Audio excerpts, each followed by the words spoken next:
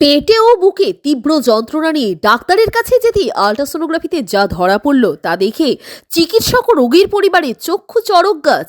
একটি নয়, দুটি নয়, একেবারে 2011টি পাথর রোগীর গলব্লাডারে। অথচ এর আগে কখনোই গুণাক্ষরেও টের পাননি রোগী যে তার পেটে স্থান নিয়েছে 2000-এর বেশি পাথর।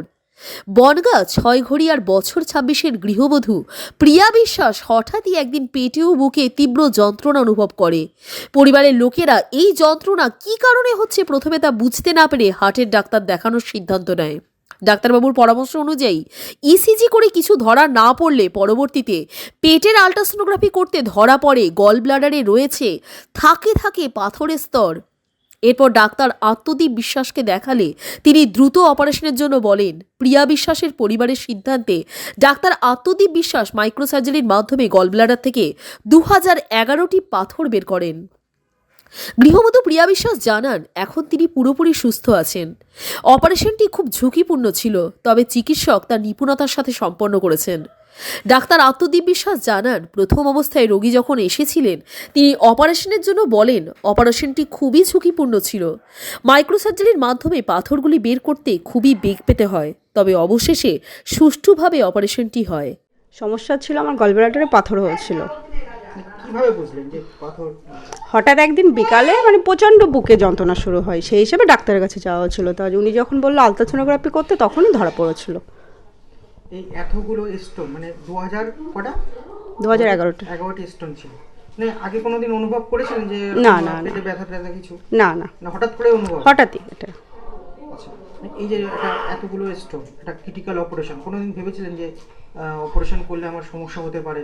বা এটা তো কখনোই মাথায় আসেনি যে আমার এমন একটা হতে পারে। এটা তো হঠাৎই হয়েছে আমাদের। এই ডাক্তারবাবু আত্মদীপ বিশ্বাস এই অপারেশনটা করেন, মানে ওনার আন্ডারেই করা হয়। মানে এত সুন্দরভাবে অস্ত্রোপচারটা করেছিলেন, মানে কি বলবেন ডাক্তারের উদ্দেশ্যে? ডাক্তারবাবু সত্যিই খুবই ভালো। উনি প্রথম যেদিন ওনার কাছে দেখাতে গেছিলাম উনি বলেছে যে এরকম অবস্থায় এরকম, তা আপনার অপারেশন হতে হবে। তো ওনার কথা মতো আমরা অপারেশন হয়েছি। তা অপারেশন হওয়ার পরে আজ পর্যন্ত এখনও তো কোনো প্রবলেম হয়নি আমার। কারণ এতেই বোঝা যায় যে না, অপারেশনটা খুব ভালোভাবেই হয়েছে। হ্যাঁ হ্যাঁ। আচ্ছা, আপনার এই অপারেশনটা পুরোপুরি মানে নিজেদের অর্থে নাকি স্বাস্থ্যসাথী কার্ড? না না, স্বাস্থ্যসাথী কার্ডের মাধ্যমে। প্রিয়া বিশ্বাস প্রথমে পেটে ব্যথা নিয়ে ভর্তি হয়েছিল, পেটে ব্যথা এবং অ্যাসিডিটি নিয়ে, এবং তার পেটে ব্যথা এবং অ্যাসিডিটির জন্য আল্ট্রাসোনোগ্রাফি করা হয়েছে। আল্ট্রাসোনোগ্রাফিতে দেখা হয়েছিল যে তার গল ব্লাডারে পাথর আছে। কত সংখ্যক পাথর সেটা আল্ট্রাসোনোগ্রাফিতে কিছু বলে, সেটা বলা সম্ভব না। যখন অপারেশন করা হয়েছিল, অপারেশনের সময় দেখা গেছিল যে গল ব্লাডারটা প্রচন্ড বড়, সাইজটা খুব বড়। সেটা গল ব্লাডারটা তখন পেটের থেকে মাইক্রো সার্জারি করা হয়েছিল, ল্যাপারোস্কোপিক সিস্টেম যেটা আমরা বলে থাকি। সেটা বের করার সময় একটু বেগ পেতে হয়েছিল, কিন্তু ইনট্যাক্ট বেরিয়েছিল। বেরিয়ে যখন আমরা কাটতে গিয়ে দেখি যে অসংখ্য ক্ষুদ্র ক্ষুদ্র খুব ছোট মিনিস্কুল পাথর রয়েছে, এবং সেইগুলো মানে তখন গুনতে বসি আমরা। গুনে দেখা যায় যে প্রায় 2011খানা পাথর রয়েছে টোটাল, সব মিলে, ছোট বড় সব মিলে। ও এইটা মানে পাথর, এতগুলো পাথর একটা বড় নজির। আসলে ছোট ছোট পাথরগুলোই জমে গিয়ে পরে বড় পাথর হয়, তখন সংখ্যাটা কমে যায়। তো এই সময় আগে করা হয়েছিল যেহেতু, এবং ওনার একটা রিস্ক ছিল, যেটা হচ্ছে যদি কোনো রকম ভাবে অপারেশনের সময় গলব্লাডার ফেটে যেত, তাহলে সারা পেটে এই 2011 পাথরই ছড়িয়ে যেত। সেটা হয়নি।